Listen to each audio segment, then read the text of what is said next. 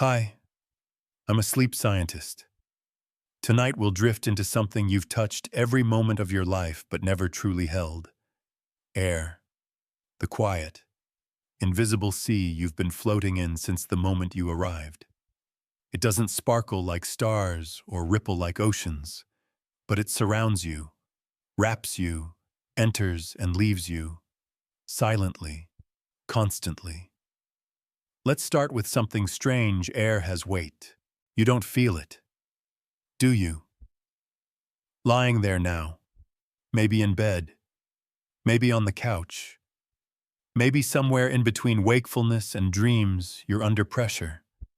Not emotional pressure, not deadlines or unfinished to-do lists, just the weight of the entire sky, a column of air, stretching from your belly all the way up to the edge of space, pressing on you like an invisible ocean. Quiet, constant, gentle.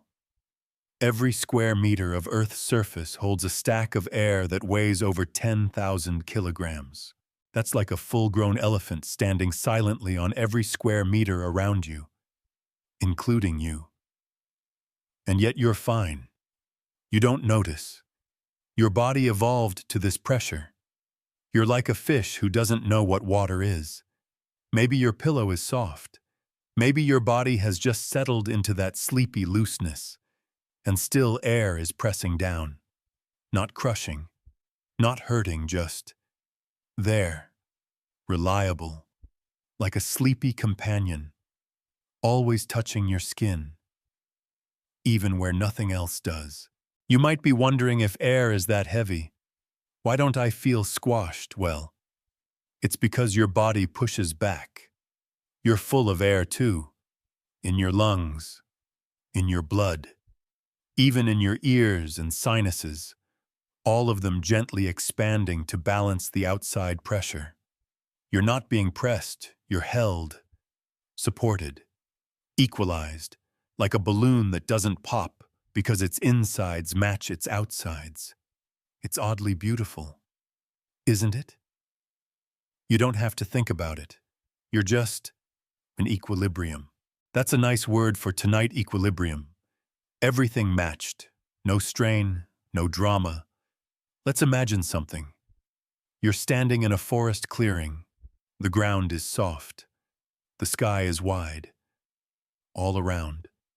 A gentle wind moves through leaves with that dry, whispery voice trees have when they're thinking. You reach out and raise your hand. There's nothing there. But you know something touches it. Air. Weightless, no. Invisible, yes. Absent, never. Now slowly bring that hand to your chest and feel it rise and fall. With each breath, each rise is a lifting against the pressure. Each fall is a giving in to the sky. You've done this since you were born. The very first thing you ever did was inhale, that shaky, wet, newborn breath. And the last thing you'll ever do, the final exhale. Everything in between, just air coming in, going out. Like tides, every breath is a quiet partnership. You give, you take. You're not just filling lungs, you're participating in something ancient and enormous. The air you breathe has been here for billions of years. It has danced through dinosaurs, slipped past saber-tooths, whispered through warriors, kings, monks, children, dreamers. And now it's in you, a molecule of nitrogen you just breathed in. Maybe it was once part of a Roman's last laugh, or drifted through the nostrils of a woolly mammoth, or got stuck in the folds of Shakespeare's theater cloak. The idea is not fantasy, it's just math. There are so many molecules in every breath, and so many humans who've ever lived. Some of them have come back around, like cosmic recycling. A vast, slow breath that never stops. That's the wonder of air, it connects us all. And yet it weighs on us too. Quietly, gently, persistently, sometimes, on a humid night. When the air feels heavy, Maybe what you're noticing isn't just temperature. Maybe it's history, memory.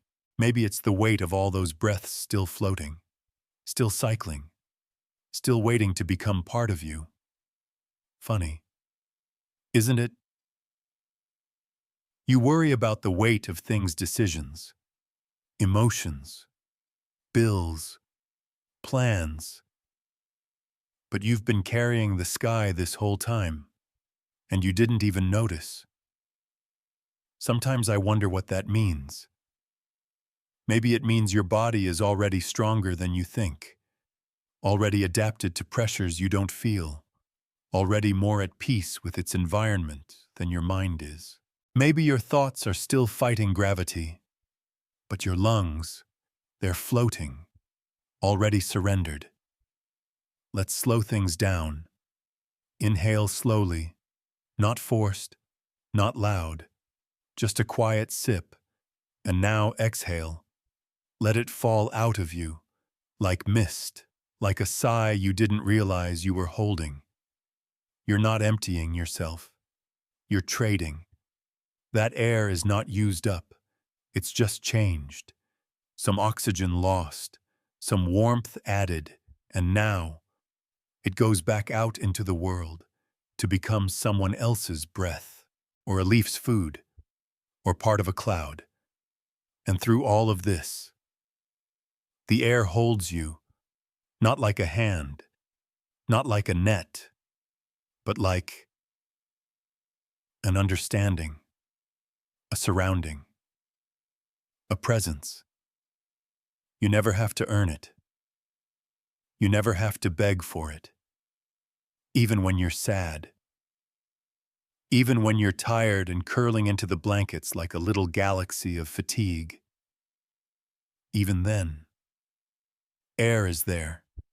It presses on your eyelids gently, slips into your nostrils, curls behind your ears, wraps around your fingers.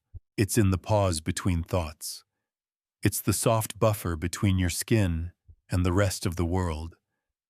And in this moment, you can let it. You don't have to do anything clever tonight.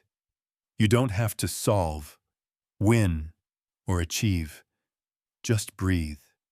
Just be a small creature resting in the weight of nothingness. And maybe, just maybe, when your thoughts start to wander off and the world begins to blur, the last thing you'll remember is this: you were always being held. You breathe about 20,000 times a day and almost never notice. That's the strange magic of being alive. The most important thing you do is so quiet, so automatic. It fades into the background hum of being human. But if you pause, just pause right now, and feel your next breath, it changes. It becomes something more. Inhale. That air has traveled miles to get to you. Maybe it slipped through the branches of a fig tree in your neighbor's garden. Maybe it bounced between rooftops, skirted traffic lights, slipped past a tired pigeon on a warm windowsill. Maybe it was part of someone else's breath just seconds ago. A dog's bark, a busker's whistle, a sigh from someone walking home beneath the early evening sky. Now it's in you. That's not just poetic, it's physically true. A typical human breath takes in around half a liter of air. That's millions upon millions of molecules. Most of them are nitrogen, which just hangs out, doing its thing, keeping the space from collapsing. About 21% is oxygen, the real star of the show, sliding into your bloodstream like a secret agent, and a whisper of carbon dioxide, drifting in and out, playing a silent role in your body's balance. And you do this again and again without thinking. Well, most of the time, the moment you notice your breath, it starts to feel different, doesn't it? That's the thing about awareness. It makes the automatic feel fragile. You become suddenly self-conscious. Am I breathing too shallow, too deep? Is this how I always do it? Don't worry. There's no wrong way to breathe. Right now, just let it be soft. Not performative, not perfect, just yours. There's a reason ancient traditions, from Tibetan monks to Roman philosophers, always returned to the breath, not because they had fancy sensors or laboratory data, but because they understood the breath is presence, a tether, a rhythm. When everything else spins, breathing anchors you. Now here's a funny fact: even when you try to stop breathing, your body overrides you. It's one of the few functions you can control and not control. Like holding the steering wheel of a car that also drives itself when you're asleep. Even when you're dreaming about floating through an alien sky or arguing with your old math teacher, your diaphragm keeps moving. Your lungs keep trading gases with the air around you. You're never really alone, not as long as you're breathing. Imagine this: you're floating just above your own body, looking down. Not in a scary, ghostly way, more like a sleepy, hot air balloon ride. You watch yourself breathe. In, out. The rise and fall of a chest. So familiar. The quiet puff of air against a pillow. The whisper of movement. Even in perfect stillness. It's like waves on a beach. They just come and go. Maybe that's why we fall asleep more easily near the ocean. Because the waves outside remind our bodies of the waves inside. The breath. The gentle tide of being alive. There's a kind of peace in knowing you don't have to earn it. You don't have to apply for oxygen. No one checks your qualifications before handing you your next breath. It just comes. And maybe that's a good model for love. 2. The kind of love that just is. Not because you're clever or pretty or productive. Just because you are. That's how air loves you. Quietly, consistently, without asking for applause. Now here's a silly thought: what if your lungs had personalities? Left lung, always the overthinker, calculating air intake, worried about humidity. Right lung, more carefree, big picture, doesn't sweat the details. And your diaphragm A, grumpy, reliable old metronome, doesn't want praise, just wants rhythm. And yet look what they do together, 20,000 times a day. They perform a symphony of survival, without you noticing. Maybe that's the greatest kind of love, the unnoticed kind, the kind that works silently in the background, even when you're tired, even when you're frustrated, even when you forget it's there. Kind of like the people who fold your laundry, or refill the soap, or leave the porch light on. Let's go back, just for a moment, to your very first breath. It happened in a rush. No training, no rehearsal. 1 second you were in liquid, floating like a quiet astronaut in a womb. And the next you were surrounded by air, your lungs, unused till then, unfolded like sleeping tents after a long winter. They expanded, gasped, welcomed the world, just like that. A reflex, a miracle, a beginning. You've come a long way since then. Your breaths are smoother now, sometimes shallower, sometimes deep and shaky, but always there, always tracing the outline of your presence on this earth. And now, as your muscles relax, as your hands find that soft resting place by your samus, as your eyelids lower, let your breath be the only thing you follow. Not your thoughts, not your plans for tomorrow, not the sentence you forgot to finish in that email, just the breath. In, out, quiet, regular, undemanding. You're not trying to fall asleep. That's not a job. That's not something to do. You're just letting go of the doing. Air will keep doing its part. You can let go for a while. You can trust it. The earth is wrapped in a blanket you can't see. It doesn't look like a blanket. It doesn't feel like one. But it protects you, wraps around you, holds in the warmth, and keeps out the worst of space. It's not soft. It doesn't have a pattern, but it's always there. Even on the nights when you feel like you're floating too far from everything else. The atmosphere, a thin layer only about 480 kilometers thick if we're generous. And really, most of the air you breathe is crammed into the first 10 kilometers above your head. That's not much. You could drive that in about 8 minutes on a highway. That's how narrow the space is between life and lifelessness. You're so close to the edge of existence, and yet you feel nothing strange about it.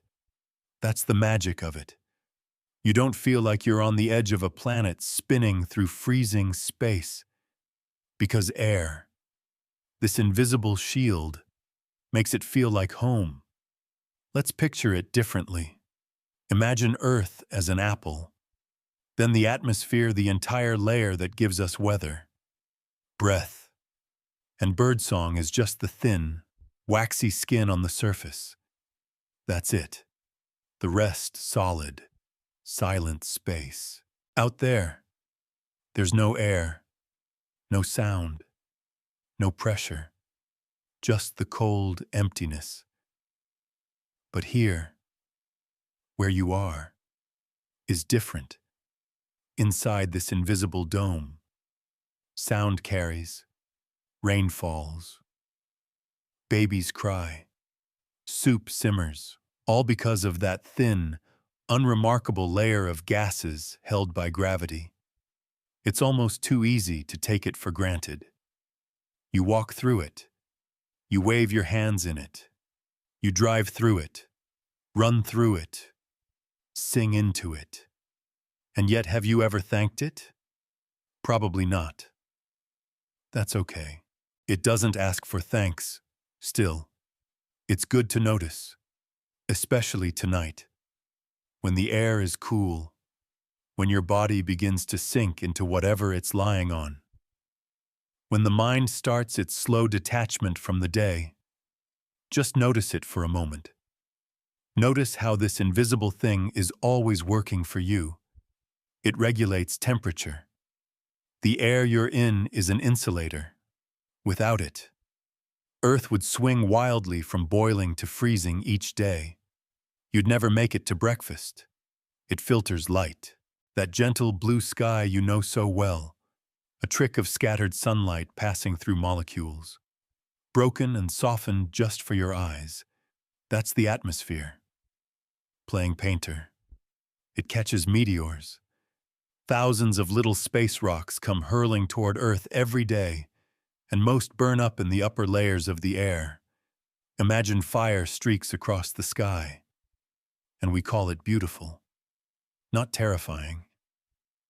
And then, of course, it gives you breath. You might think of air as empty space, but it's not empty at all. It's full of movement, texture, weight. Right now, trillions of molecules are bouncing off your skin, gently, constantly, like invisible fingers tapping out an ancient rhythm. And all of them are dancing, moving faster when it's warm, slower when it's cool, always in motion, always brushing past one another in this vast, atmospheric ballet. Let's play a small game. Close your eyes. Imagine Earth from far above, a marble, floating in velvet black, and around it, a glowing haze, thin, pale blue, fragile. That's it. That's the whole thing that keeps everything alive. Now zoom in, down through the layers, through the clouds, down to your house, your room, your bed, your body, your breath. You're still inside that same blanket, always have been, always will be unless you leave the planet, which isn't likely tonight. The air around you now, it's old, very old. Some of it has been here since the planet formed. Some of it has changed hands from volcanoes to algae, to trees, to lungs, to lungs, to lungs. It's been recycled so many times it's hard to tell what was first. You might be breathing a puff of gas that once rushed out of a cave in prehistoric times, or passed through the nose of a sleeping bear, or hovered inside a cathedral while monks hummed midnight prayers. There's a certain humility in that. Isn't there, that we all share this one thin, flickering layer, that no matter how far we fly, we're still breathing the same air. Even the people you miss, even the people who are no longer here, their last breaths are still out there, diffused, invisible, but present, like echoes that never stop bouncing. Maybe that's why memories can float in with the breeze, why certain smells, jasmine, coffee, rain, can bring back a face, a room, a childhood afternoon. The air remembers, not like a brain does, but in its own way, in molecules, in mixtures, in soft movements that carry pieces of the past. And so do you. Every breath you take carries not just oxygen, but time, place, history, connection. It's more than survival. It's communion. So tonight, as your thoughts slow down and your breath becomes that quiet background music again, let yourself feel held by the atmosphere, by this invisible shell that wraps the planet like a dream, by the memory of every breath you've ever taken. You're safe here. You're inside the blanket. You wouldn't last long on Everest. Not because you're weak, not because you're unprepared, but because the air at the top just doesn't care. It's thin, aloof, distant. It's the same air but stretched out, sparse, diffused across the edges of the world. And your lungs, they're not built for loneliness like that. At sea level, your body is perfectly calibrated to the pressure of the air above you. But go high up into the mountains and the pressure falls. Not dramatically at first, just quietly, steadily, like someone slowly loosening the gravity that keeps things in place. And what happens? Well, something subtle. The water in your body starts to misbehave. Your breath gets greedy. Your blood feels slow. You might feel lightheaded, giddy, confused, even euphoric. And then without warning, your brain might swell. Your lungs fill. And everything turns sharp and difficult. The truth is, you need pressure. Not emotional pressure. Not stress. Not societal expectations. Literal air pressure. The kind that keeps oxygen glued to your blood. Keeps your cells satisfied. Your brain clear. Your heartbeat calm. Without that pressure, your body forgets how to be a body. Let's imagine you on the summit of Everest. The view is breathtaking, except it quite literally takes your breath. The sky is a deeper blue than you've ever seen, almost purple. You feel both infinite and fragile. Your lungs pull in air, but there's not much oxygen to be found. You're breathing fast, but it's like sipping through a broken straw. You could only survive there for minutes without help. That's how tight the margin is, just a few kilometers higher than your current altitude. And the air becomes a stranger. But here where you are now, everything fits. The pressure, the mixture, the temperature. It's all tuned for you, like the planet took a long, slow breath just to make your body possible. Even the boiling point of water is part of this equation. On Everest, water boils at just 69 degrees Celsius. That's warm bath water. Try cooking an egg there, it won't work. Try keeping blood in liquid form out in the open. Not so easy. The lack of pressure changes everything. Water evaporates faster. Your skin dries. Your breath steams out like smoke from a forgotten chimney. And this is why astronauts wear suits. Not for fashion, not for flair, but because without atmospheric pressure, their bodies would quite literally start to come apart. So when you step outside in the morning, and the air just works, that's not boring. That's a miracle. That's engineering on a cosmic scale. Let's come back down. Shall we back from Everest, back from the space station, back to your quiet room, the blanket pulled up around your shoulders, the steady sound of your breath. Here, the pressure is perfect. Goldilocks pressure, just right. You might not think about it during the day, but your body is in constant negotiation with the atmosphere. Your ears pop on airplanes because your inner world is trying to match the outer one. Your blood holds oxygen because the pressure is just enough to encourage the handshake between air and cell. And your skin. It doesn't explode or implode because the pressure on the outside matches the pressure on the inside. That's balance. That's grace. Maybe that's a metaphor. 2. That what we need most isn't a life without pressure, but a pressure that matches who we are inside. Not overwhelming, not absent, just enough to keep us whole. And now, as your body softens further, your hands loosening their tiny, unconscious grips, your jaw settling into a lazy half-smile, you can feel it. Can't you? The pressure. Not as weight, but as presence. It's not holding you down. It's holding you together. When astronauts come back to Earth, some cry.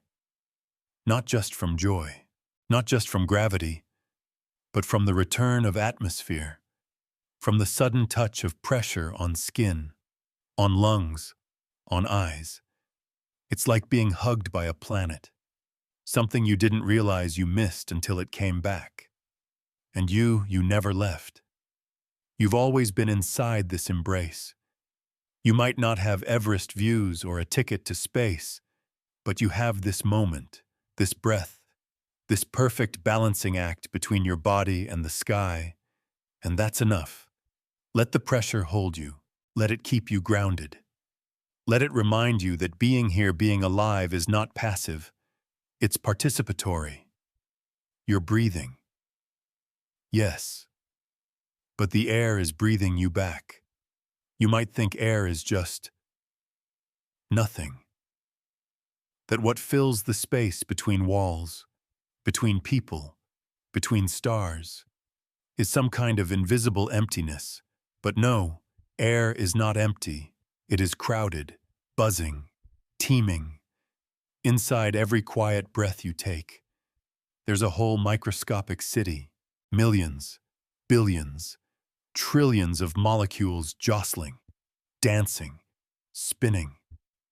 Not drifting peacefully like feathered particles in sunlight, but crashing into each other like overly caffeinated bumper cars. They are everywhere, and always moving. Let's get a little closer. Take one calm, quiet inhale. Feel it roll through your nose, your throat, into your chest. That breath, it holds about 25 sextillion molecules. That's 25 followed by 21 zeros, more than all the grains of sand on Earth. And you just brought them into your body like it was nothing. Most of them are nitrogen, an introvert of an element. Not flashy, doesn't burn, doesn't glow, but essential. Nitrogen cushions the breath. It fills the gaps. It's the quiet roommate of the oxygen you actually depend on. And oxygen well. Oxygen is your partner in all things alive. It's greedy for electrons. That's what makes it so good at fueling your cells. When you breathe it in, it dives into your lungs, meets your red blood cells and says, "Hop in, I know the way." Together, They race off to your muscles, your brain, your fingertips. But air isn't just those two. There's argon, a noble gas, aloof and indifferent, drifting through your breath like a silent observer. There's carbon dioxide, exhaled with every breath, a signal of your cells having done their work. And then there's the weird stuff, trace gases, ozone, water vapor, tiny particles of pollen, dust, perfume, memory. It's not empty. It's not clean. It's not pure. But it's alive. It carries the smell of rain before it falls, the sharp scent of fresh-cut grass, the warm sweetness of bread rising in a nearby kitchen, the burnt perfume of city pavement under the noon sun, all of it delivered by air. You don't just breathe it in, you read it. Your nose is a library of old experiences triggered by invisible signals in the air. The scent of oranges might remind you of childhood. Smoke might tug at a nervous corner of memory. A whiff of someone's cologne may pull you back to a hallway, a room, a heartbeat you thought you'd forgotten. And none of that works without molecules. Tiny, constant, tireless, even when you sleep. They're working, carrying temperature, carrying sound, carrying meaning. There's something strangely comforting about that. Isn't there that in the stillness of night? When everything seems paused, the air is still alive, still full, still gently chaotic in the most necessary way. Let's zoom out for a second. Imagine the air in your room as a cloud of invisible marbles, millions per cubic centimeter, and every time you move your hand, you're pushing through them. Every movement, no matter how slight, is resistance, is interaction. Even now, as your chest slowly rises and falls, your breath shifts the air around your face. Tiny molecules bounce off your eyelashes, curl into the folds of your blanket, drift toward the ceiling, dancing like microscopic lanterns. It's all happening, quietly, constantly. Here's a small joke for tonight. Why don't air molecules ever get lonely? Because they're always in a relationship with momentum. Okay. That one's for the physics nerds. But think about that motion. Every particle in air is moving on average at about 500 meters per second. That's over 100 miles per hour. And yet you feel calm. That's the paradox. Stillness made from speed. Peace made from chaos. Even your breath isn't truly slow. You inhale, molecules flood in, collide, exchange, exit. It's like rush hour in your alveoli. But you rest, because you don't need to manage the traffic. Your body knows what to do, and the air it plays along. Maybe you've had a long day, a heavy day. One of those days where you feel like you've been carrying something unseen. A silence, a weight. Here's the thing, air understands that. It carries. Too. It carries smells and sounds and pressure and memory. It knows what it's like to hold more than it seems to. And it does it without being seen. Like you. So tonight, let it hold you. Let the invisible crowd swirl around you, doing its tireless, noisy little job while you do the simplest, most human thing of all, nothing. Just breathe. Now imagine the molecules in that breath you just took. They didn't just float in gently. They came racing and colliding, bouncing, ricocheting off each other like invisible pinballs. Every second, billions of tiny particles are in motion all around you, not drifting gracefully like dust in sunlight, but zooming in straight lines until they smack into something each other. Your skin. A wall and then shoot off again in a new direction. This is gas. This is air. This is the strange, invisible dance of molecules. It's called Brownian motion, this endless zigzag of movement, named after a man who once stared into a microscope and watched tiny pollen grains jiggle in water, unable to sit still. The same thing is happening in the air around you, except faster, more frantic, more chaotic, more alive. And you are swimming in it. Every breath you take is like plunging into a molecular storm. But you don't feel the chaos. To you, air feels soft, calm, gentle. That's the illusion of scale. Zoom in close enough, and everything is wild. Zoom out far enough, and everything is still. It's strange to think that something as calm as a quiet room, as gentle as the space beside your cheek on a pillow, is actually teeming with speed. Gas molecules at room temperature are moving at an average of 500 meters per second, faster than a bullet. And there are 25 sextillion of them in every breath. They bounce around, crash into each other, into the walls, into your lungs, but they never stop. Not until you reach absolute zero, the coldest possible temperature in the universe where motion ceases entirely, and that's impossible to reach. So the dance continues. That's air, a restless sea you cannot see. Let's picture it. You're lying in a small boat on a lake. It's nighttime. The surface looks like glass. Still, but underneath, 1,000 little fish dart in all directions, crossing paths, swirling, invisible. You don't hear them. You don't feel them. But they're there. That's you right now, in the calm surface of a room, floating above an invisible storm. Maybe that's a metaphor for your thoughts. 2, on the outside. You're still, but inside. Your brain is dancing, ideas colliding, memories ricocheting, dreams forming. Sometimes sleep is just letting go of trying to steer that inner motion, letting the molecules of thought move on their own, letting them settle, by not forcing them to. And here's a funny fact, the reason you don't fall apart. The reason you don't collapse into goo or explode into vapor is because those air molecules are bumping into you.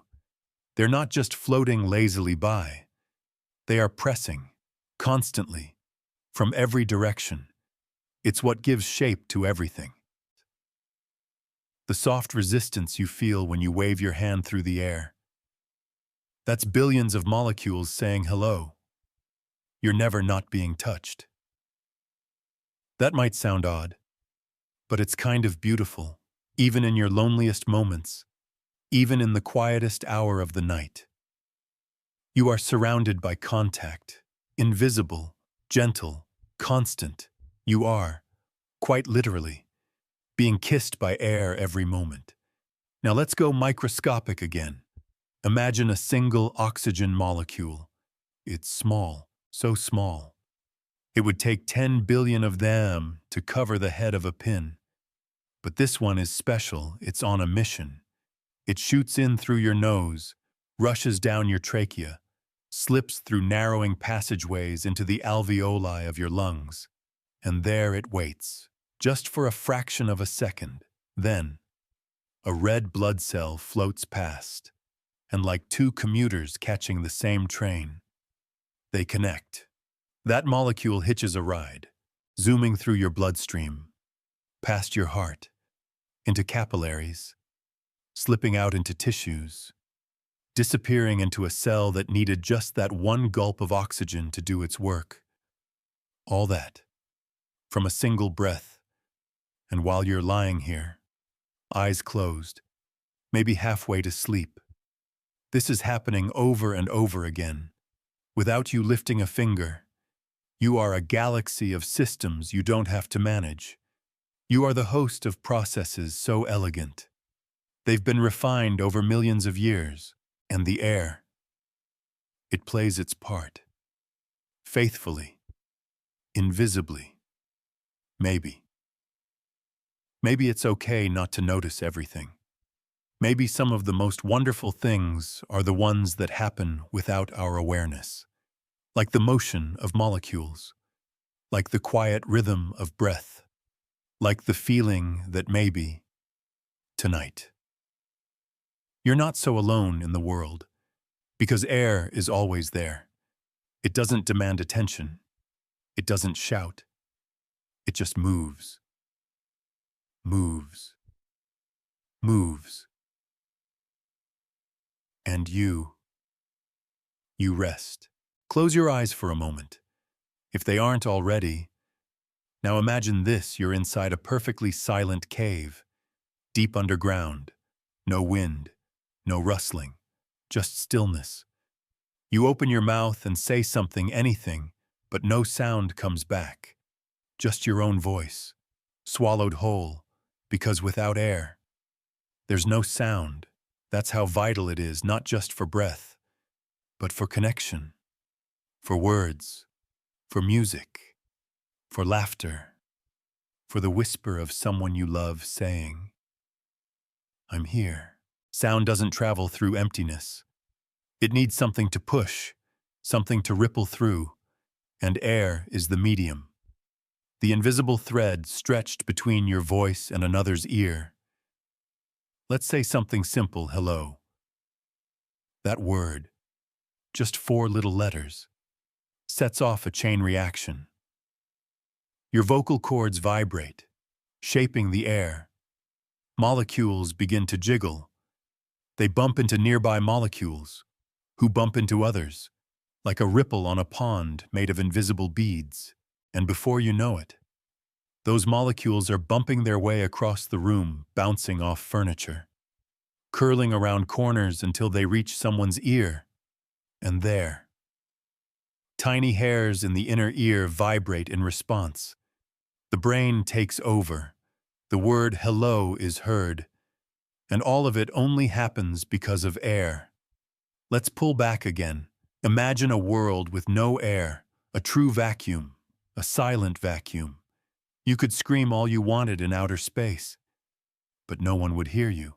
Not because they weren't listening, but because there'd be nothing to carry the sound. Even now, this very moment, the air around you is carrying the low hum of distant cars, the creak of the ceiling, maybe even the sound of someone breathing nearby.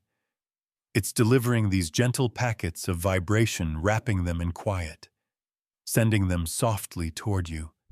If you're listening to this with headphones or a speaker, that's air too, vibrating back and forth, letting sound paint its way into your ears.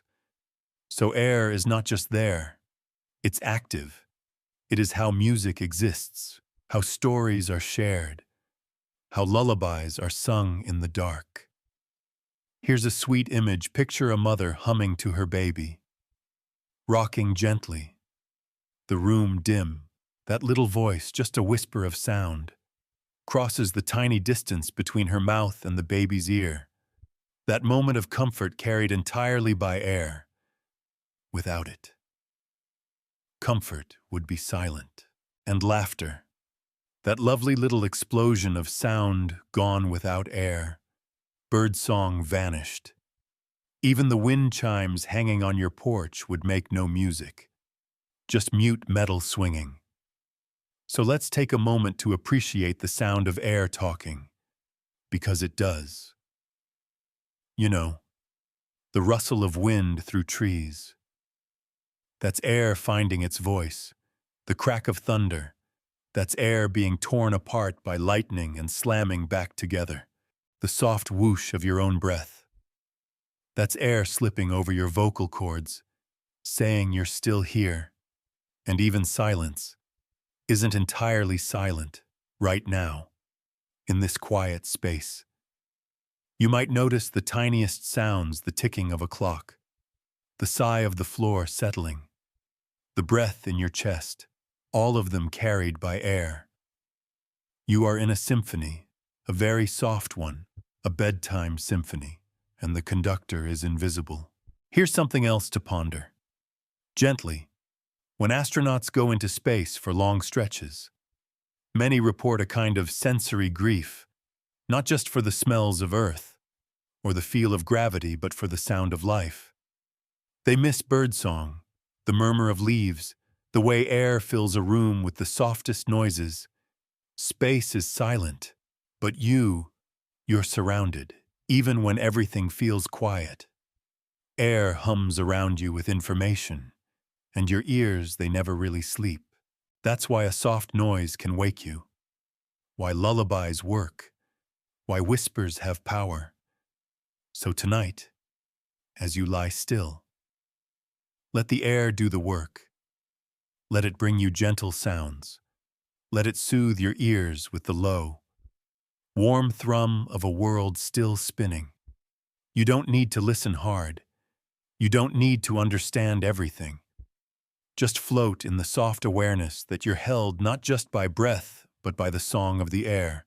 And even if you drift into sleep, long before this story ends, the air will still be here, carrying every note, every word, every sigh. For you. You might not notice it, but right now this very second air is touching you. Every inch of your skin is being gently pressed, softly hugged, invisibly held by trillions of air molecules. It's not a dramatic touch. It doesn't demand attention, but it's constant. It's intimate. It's complete. This is one of the quietest facts about being alive. Air hugs everything, even you. There's no place air doesn't reach. It slides into the corners of rooms, between the fibers of your shirt, into your ears, around your eyelashes. It fills the space between your fingers. It sneaks into the tiny folds of your blankets. It slips beneath the door. It is always there, pressing, brushing, folding itself around you. It doesn't just exist, it embraces. Your body doesn't just live in air. It is shaped by it, sculpted by constant contact. Let's try something simple. Move your hand, just a little. Did you feel it? That soft resistance. You're not moving through nothing. You're parting a sea of invisible motion. Every gesture, no matter how slight, bends and stirs the air. Wave your hand slowly.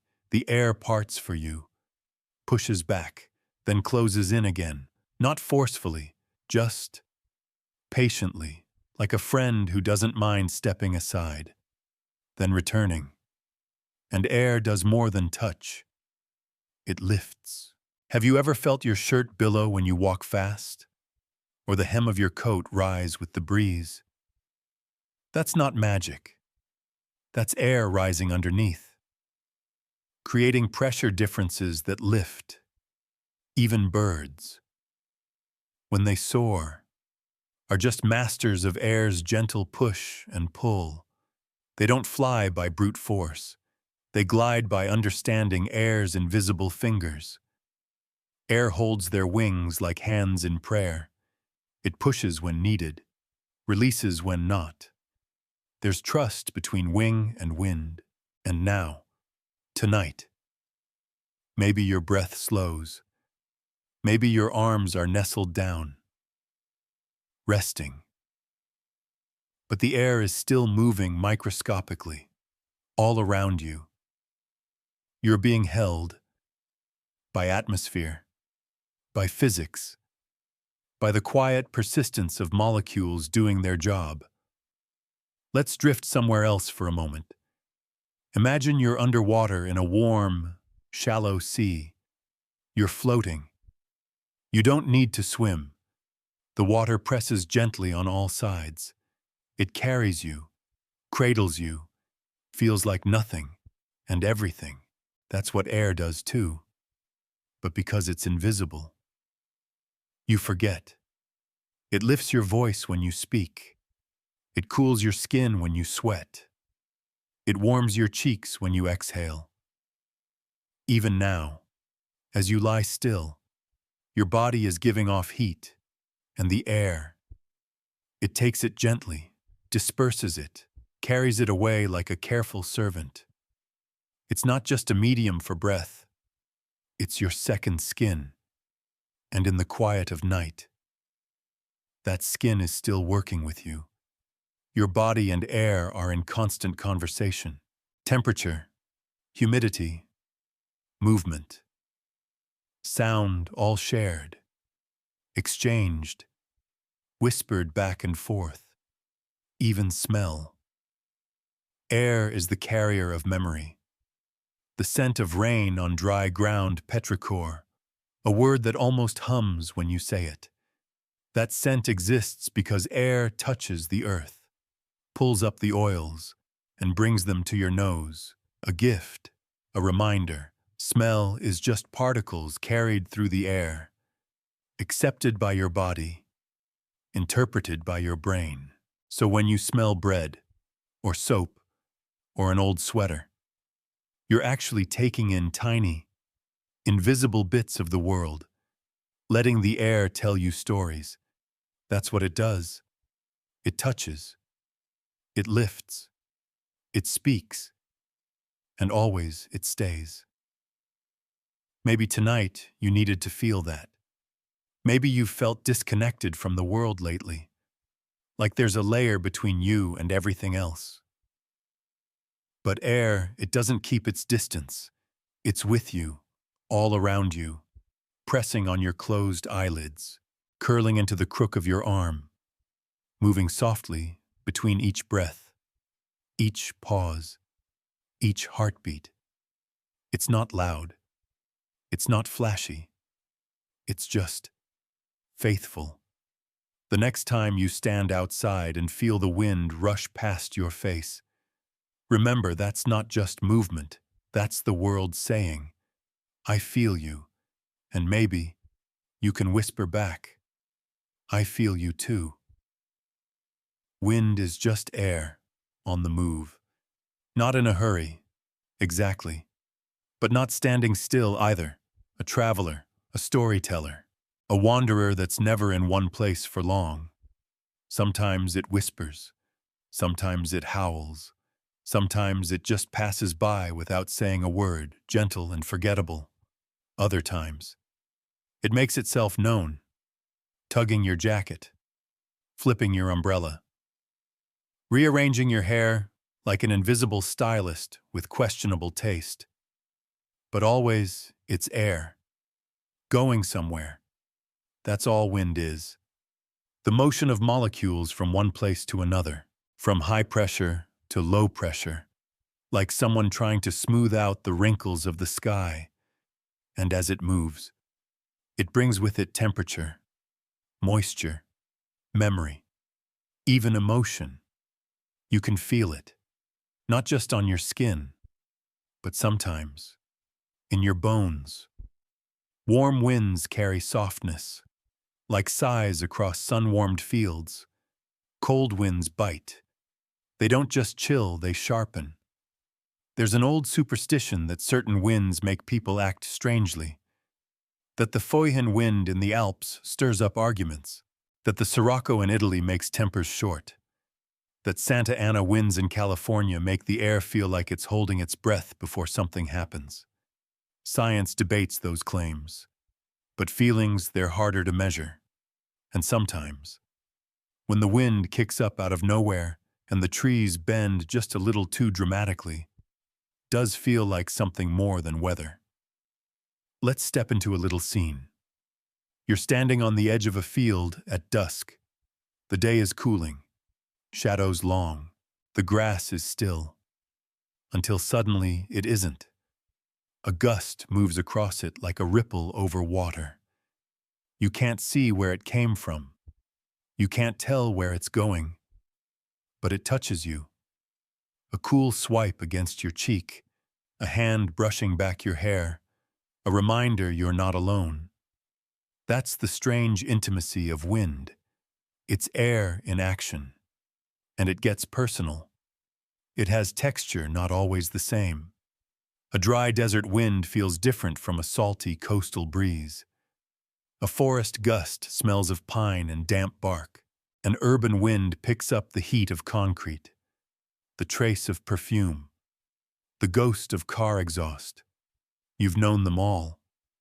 The first wind of autumn that makes you reach for a jacket. The hot wind before a thunderstorm, thick with electricity and tension. The sharp morning wind that slips down your collar and wakes you up more than coffee ever could. Each one is air with purpose, air in motion, and you're part of the story. Here's a tiny, strange fact. The air molecules touching your face right now may have started their journey weeks ago over an ocean, brushed past mountain ranges, spiraled through cities, skimmed across rivers, and dodged the wings of birds you'll never meet. Wind connects everything. It moves seeds, it brings rain, it shapes deserts, it carries dust from the Sahara all the way to the Amazon, fertilizing a rainforest half a world away. It is Earth's gentle logistics system delivering, rearranging, redistributing. Even now, as you lie in stillness, the wind doesn't stop. High above you, in the jet stream, rivers of air are flowing at hundreds of kilometers per hour, sculpting weather systems, nudging clouds, guiding planes. And down here you might feel only a sigh of breeze at the window. But that breeze is part of the same vast choreography. The air dances, the wind listens, and you rest in its rhythm. Maybe your breath sinks to it. Inhale as the wind draws in. Exhale as it lets go. Your lungs and the sky not so different. Really, both inhale, both release, both carry things unseen, and sometimes, if you listen closely, not with your ears, but with your skin, you can hear what the wind is saying. I've been places, I've seen things, I've passed over oceans, mountains, cities, and now I'm here, with you. There's something comforting about that even when you feel still, the air is always moving, even when your thoughts get stuck. The breeze keeps wandering, even when the day feels too heavy. The wind still knows how to dance, and maybe, if you let it, you'll feel the edges of your body soften, as if part of you is carried with it, loosened, lightened, set adrift. You don't need to go anywhere. The wind is going enough places for the both of you. The sky isn't blue for you. Well, it is. But not because the sky is blue. It only looks blue because of what air does with light. See? Light from the sun isn't yellow. It's actually white, full of every color. A rainbow bundled into one tidy, invisible package. When that light hits Earth's atmosphere, it runs straight into a crowd of gas molecules, and those molecules, they get excited. They grab the light and start scattering it. But here's the twist. They don't scatter all colors equally. Blue light has a short, jumpy wavelength. It zips and zigzags and bounces more. So when sunlight hits air molecules, the blue gets knocked around in all directions. And that's what you see. You're not seeing the sky. You're seeing light, scattered by the atmosphere. And not just scattered toward your eyes, but scattered from every direction at once. It's why the whole dome of the sky glows that soft, familiar blue. It's not a canvas, it's a hologram of bouncing light, red light that travels straighter. It doesn't scatter as easily. That's why, during sunrise and sunset, when sunlight has to travel through more atmosphere, the blues get knocked out and the reds, oranges, and pinks make it through. That's why the sky catches fire in the evening, and why you sometimes stop walking just to stare at it. Air is painting with sunlight. It's a quiet artist, one that never asks for credit, one that works only with invisible things: light, angle, density, But the results, they're spectacular. And it doesn't stop with color. Ever notice how the sun looks bigger when it's low in the sky? That's air, too. Well, air plus perspective and a sprinkle of brain trickery. But mostly, it's how light bends through the thick layer of atmosphere near the horizon. It acts like a lens, making the sun appear larger, more orange, more dramatic. Even starlight twinkles because of air. If Earth had no atmosphere, stars would shine steadily like pinpricks in velvet. But with air, their light wobbles, bends, distorts. The twinkle is a distortion air moving in layers, dancing with heat and cold, bending the light on its way to your eye. You're seeing stars filtered through a living lens. So every time you look up and say, wow, remember that beauty is not just the heavens, it's the air, it's the space between. And here's something lovely, the sky isn't the same for everyone. In places with more dust or smoke, it glows redder after a storm.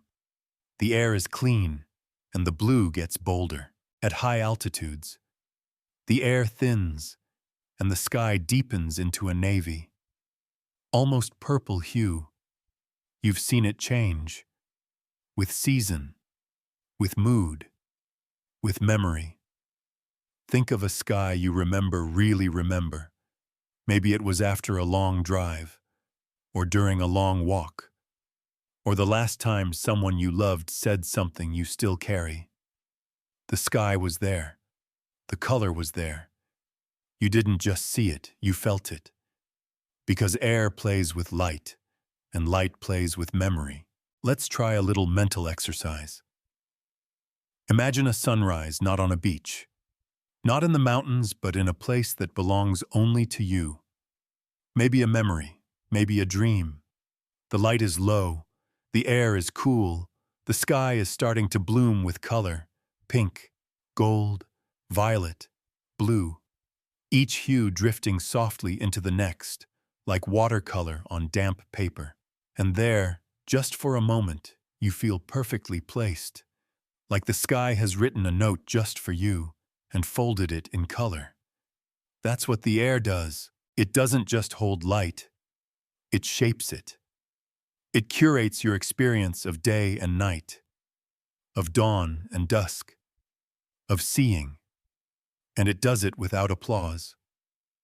Sometimes I wonder what the sky would look like if we saw it through each other's memories. If blue meant hope to one person, grief to another. If a golden sky meant freedom to someone who just got home, and longing to someone waiting. And yet it's the same sky, the same light, the same air, scattering photons with no idea what meaning we'll assign to them. Maybe that's the secret of it. The air gives us the palette. We paint the story. So tonight, even though the sky is dark, even though the colors have faded and the sun is somewhere on the other side of the world, the molecules are still there, waiting, scattering moonlight, bending starlight, quietly preparing tomorrow's canvas. Oxygen is a quiet miracle. It doesn't announce itself. It doesn't sparkle or hum. It simply shows up, over and over again, in every breath, every cell, every corner of your body that asks for energy, and it never complains. Let's walk with it. Just once, just one molecule. It begins outside, in the open air. Maybe it was floating above a pine forest a few hours ago. Maybe it drifted through the loose curls of a child's hair. Maybe it rested for a while, still and waiting, just outside your window. Then, you inhale, and that molecule enters your nose, just one of billions. It glides down your windpipe, past your vocal cords, which it may help vibrate later if you say something out loud, and into the lungs, there. It slows down. The world narrows. Things get quiet. In the alveoli, those tiny balloon-like sacs at the end of the airways, the oxygen molecule waits. It doesn't wait long. Along comes a red blood cell, round and soft like a jelly donut. Its cargo hemoglobin, the protein built for holding hands with oxygen. As they meet, oxygen locks in. Click. No ceremony, just chemistry. Then it's off, through arteries, through capillaries, gliding with millions of others in warm, red rivers. It might be headed for a toe, or an eyelid, or a liver cell still busy processing something from dinner. Wherever it goes, it arrives silently, slips out of the bloodstream, enters a cell, and there it becomes transformation. It joins in cellular respiration, a process so elegant, so perfectly choreographed, that it's happening right now in trillions of cells in your body without your awareness. Oxygen helps convert glucose into energy, into motion, into warmth, into you. Then, it's work done. It leaves, replaced by carbon dioxide, a new molecule, now carrying the trace of what your body no longer needs. It floats back through the bloodstream, to the lungs, and exhaled. Gone. The quiet romance of oxygen. From air to body to breath again. No one claps. No one notices. And yet it's happening right now. You're not even doing anything. You're just lying there. Maybe sleepy. Maybe still. But deep inside, your blood is making trades with air. Beautiful, invisible trades. Over and over. You know, for something so important. Oxygen is surprisingly rare in the entire universe. It's not the most common element. Most of space is hydrogen and helium, simple, distant gases that don't really mingle with life. Oxygen is special.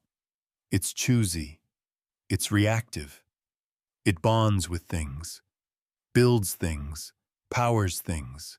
Without it, fire doesn't burn. Muscles don't flex. Brains don't think.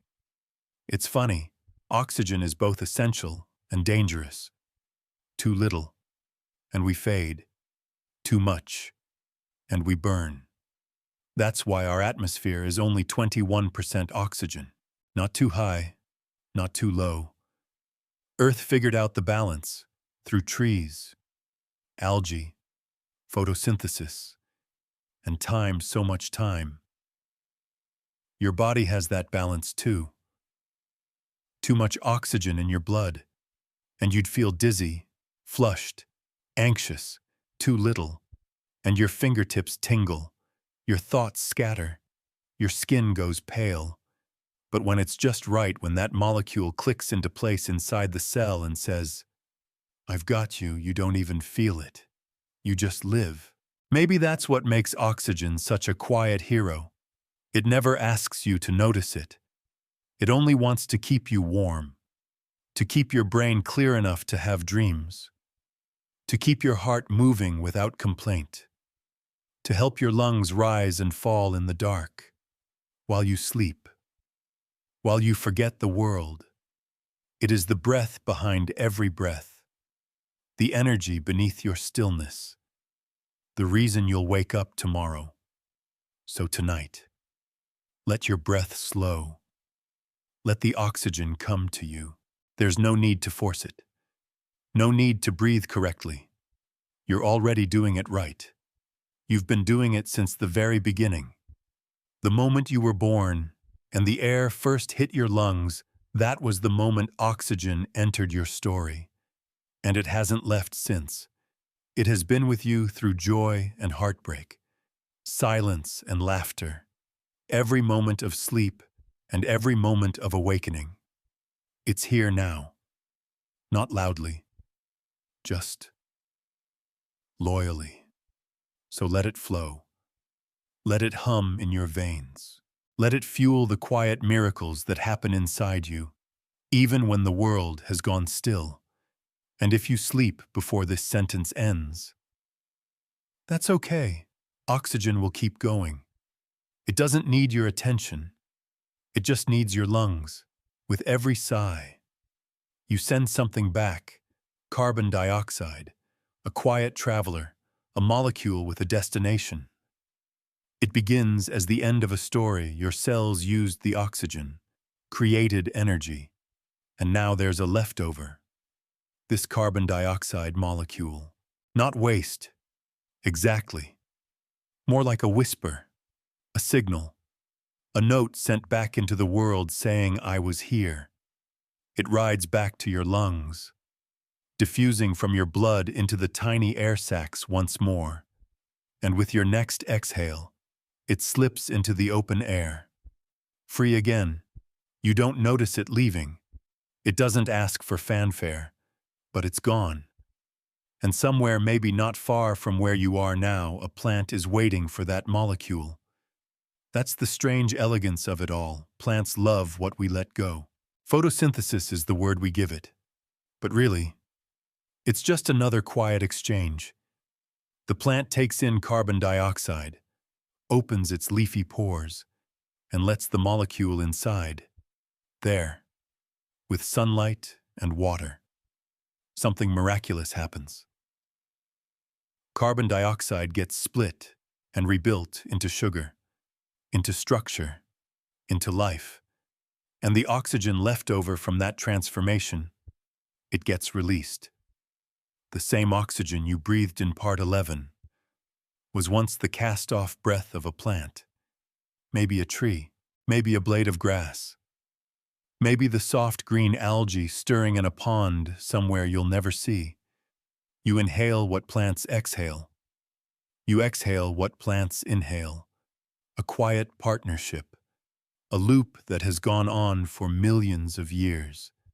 So the carbon dioxide you just breathed out might go on to become part of a tree trunk, or a sunflower stem, or a grape on the vine. You'll never know. You'll never see it happen. But you're part of that cycle, just by being alive, just by breathing. Isn't that strange? To think that a sigh on a lonely night might one day become a leaf. Let's imagine a little scene. A child is sitting in the grass, leaning against an old oak tree. They're reading, or dreaming, or just being still, and high above, the leaves of that tree are stretching in the sun, opening tiny mouths you can't see. They're breathing in carbon dioxide, molecules that once left your lips, years ago. Maybe, carried by wind, by time, by silence. And in return, that tree breathes out oxygen, a loop, a soft, endless loop. You are not outside of nature. You are in it. You're part of the breathing world. And carbon dioxide is not just your cast-off. It's your offering. Of course, we've complicated that. Human life adds too much CO2. Cars, factories, lights that never turn off. The balance has tipped. The air is warmer. The oceans heavier. The planet a little more breathless than it used to be. But tonight isn't about guilt or panic. You're here to sleep, to rest.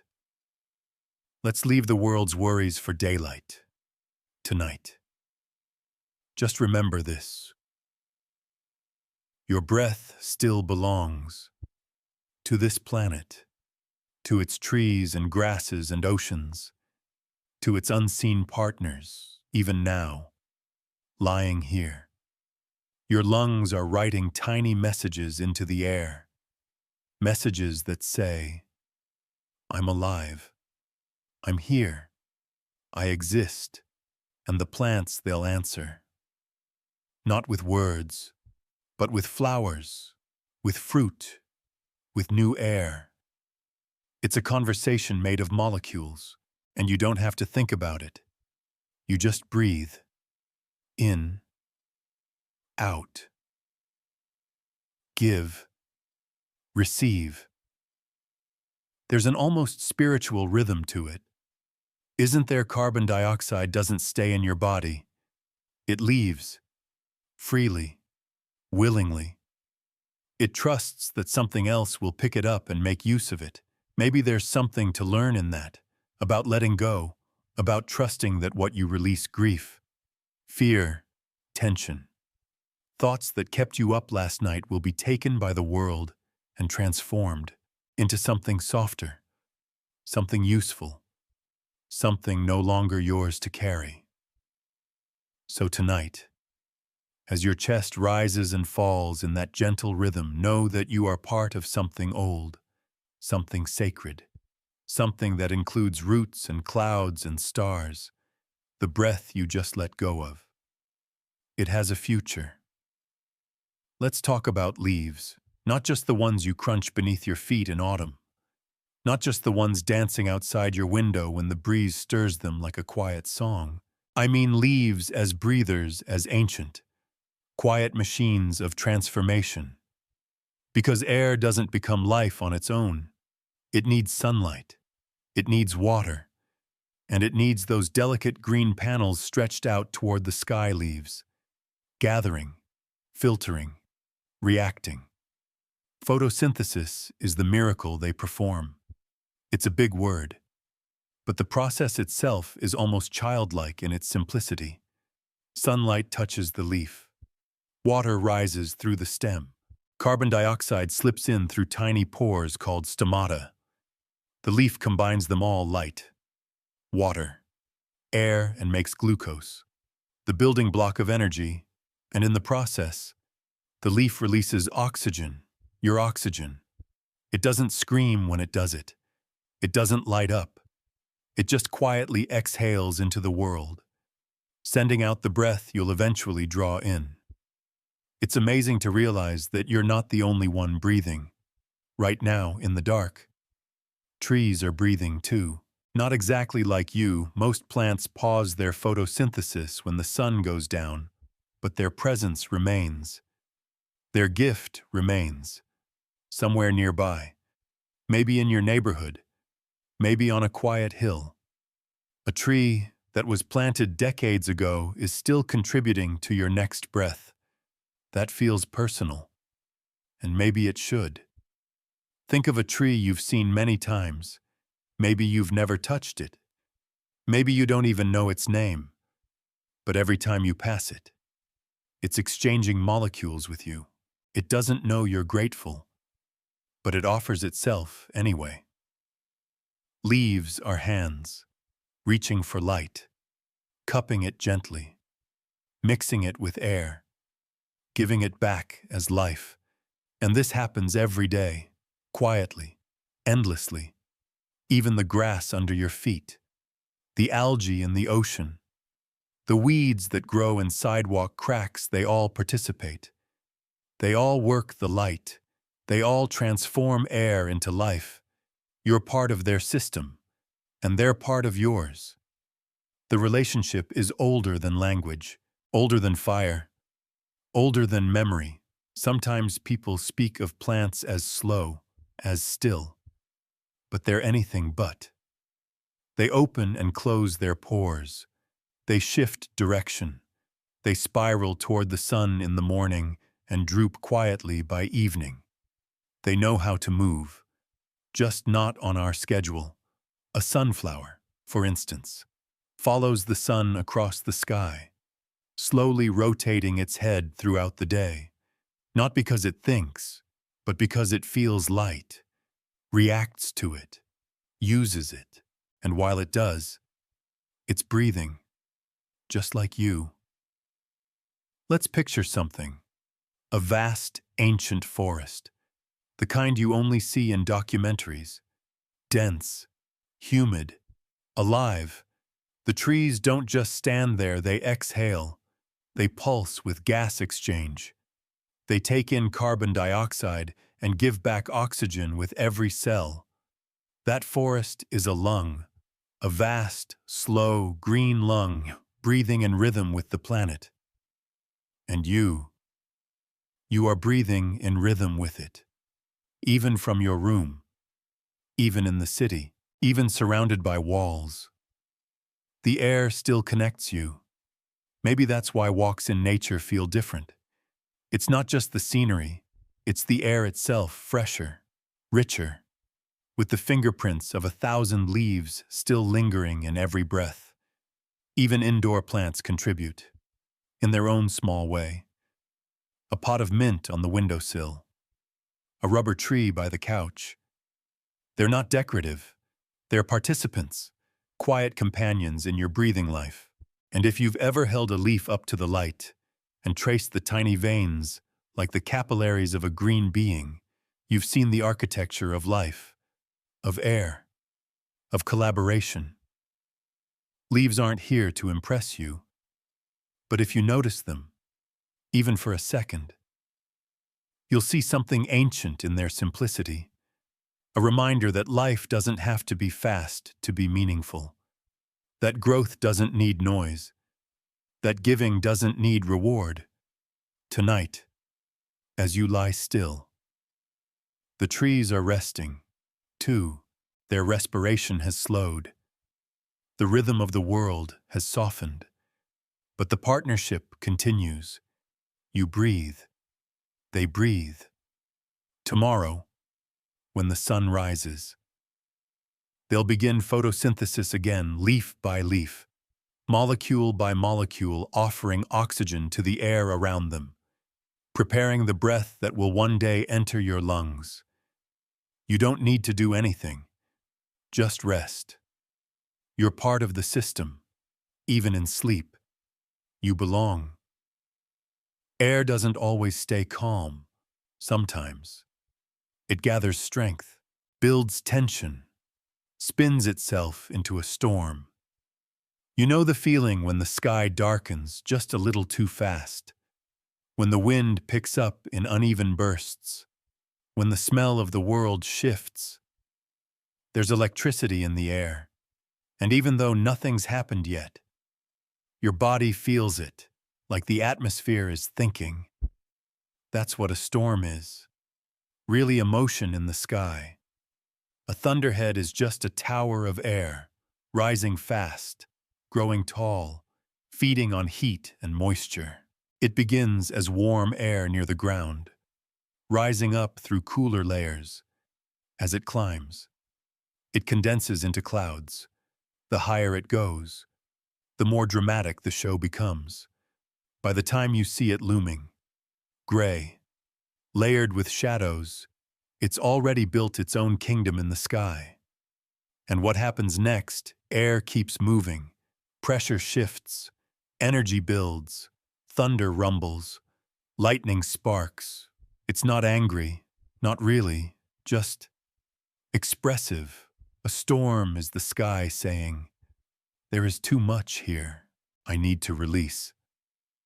Sometimes it comes in quietly, a slow, steady rain tapping on the windows, like a thoughtful friend who doesn't want to wake you but still wants you to know they're there. Other times, it's louder, a tempest, a declaration. The clouds burst, the wind surges, and for a few moments, everything feels alive in a way that borders on overwhelming.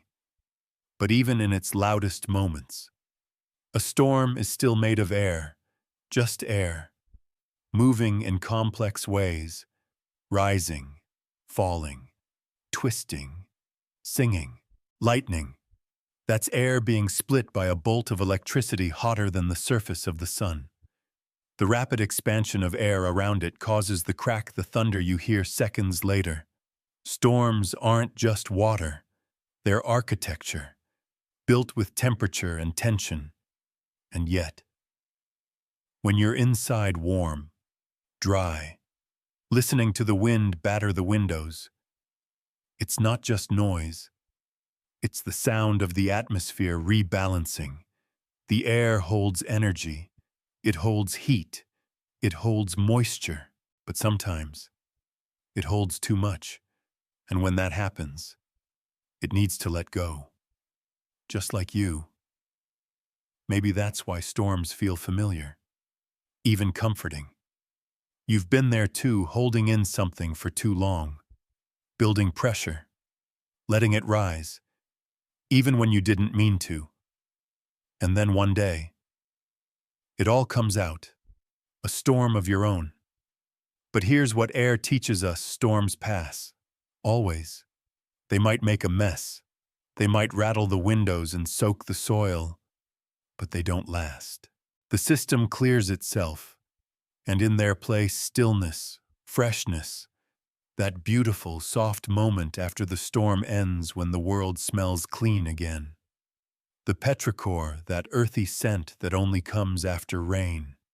It's air's way of saying, it's okay now. You've felt it. That moment when the thunder stops and the clouds begin to open like tired eyes.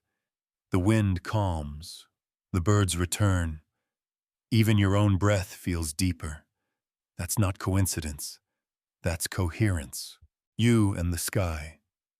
Syncing back up, right now. The air around you is stable, quiet. Maybe the weather outside is calm. Maybe not, but here, in this moment, your breath is its own little climate, your own personal weather system. And tonight, no storms are needed. The pressure is low. The winds are soft. You don't have to release anything dramatic, but if you do, that's okay too. Because even storms, especially storms, are part of balance. Even the wildest air eventually returns to stillness. So if you find yourself holding something heavy inside tonight, let it rise like warm air. Let it gather, if it must. And when it's ready, when you're ready, let it go. Let the thunder roll. Let the clouds split. Let it rain. And then let it pass. Let the air clear. Let the quiet return. And sleep, like the sky after a storm, will follow. Air doesn't just carry sound or storm clouds.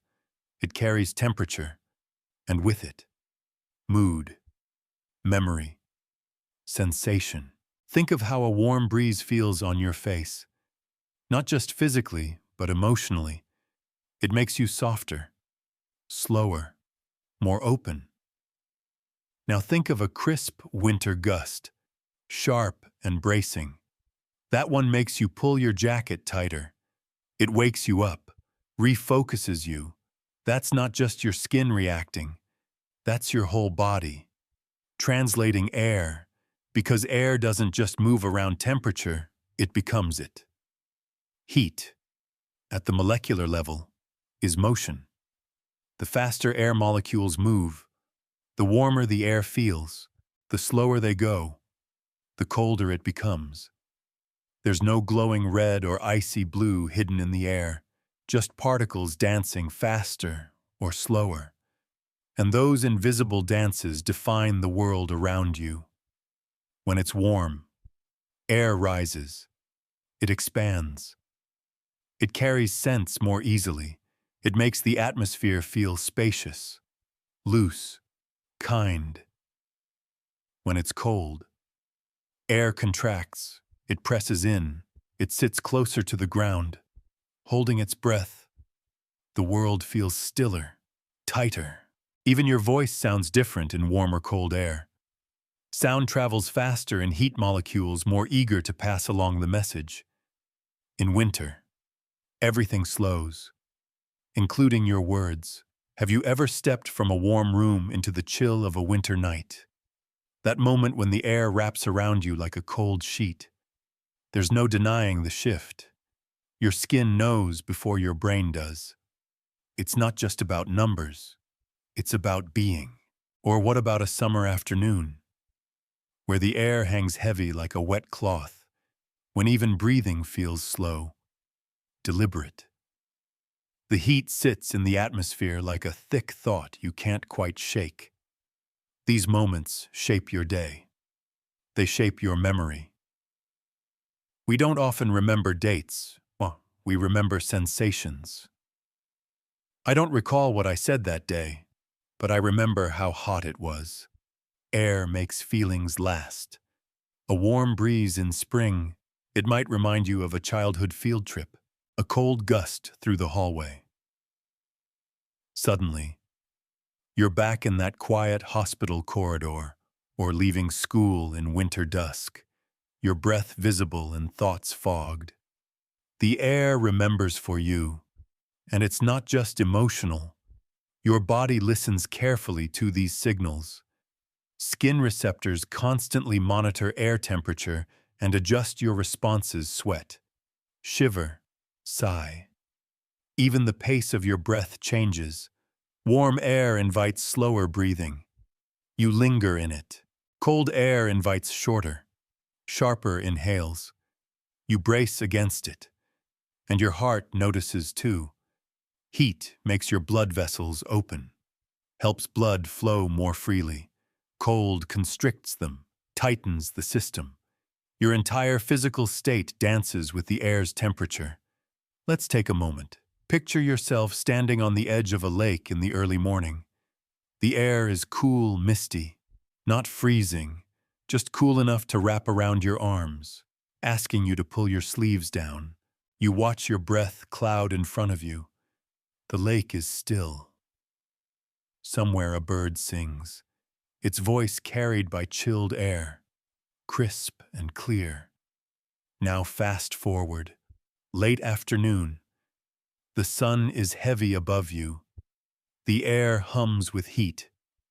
You feel it on the back of your neck, curling beneath your collar. Everything has slowed. Even your thoughts move like syrup, same place. Different air, different you. That's what makes air such an intimate companion. It's not separate from you. It shapes you. It wraps itself around your feelings, your thoughts, your memories. You are not just in air, you are always reacting to it. And it reacts to you when you exhale. Your body gives off warmth. The air around your face shifts, a small envelope of heat, unique to you, forms and lingers, even in the stillest room. The atmosphere is not neutral, it responds to you. You create a climate, even now, lying still. The warmth beneath your blanket is the result of your body's quiet flame, a human campfire. Your own personal weather system, gentle and unremarked. The air within your blanket is yours, saturated with your temperature, your breathing, your presence. Let that feel safe tonight. Let that feel like home. Because you don't need to go anywhere to find comfort. The air is already carrying it to you. The air is already reflecting who you are.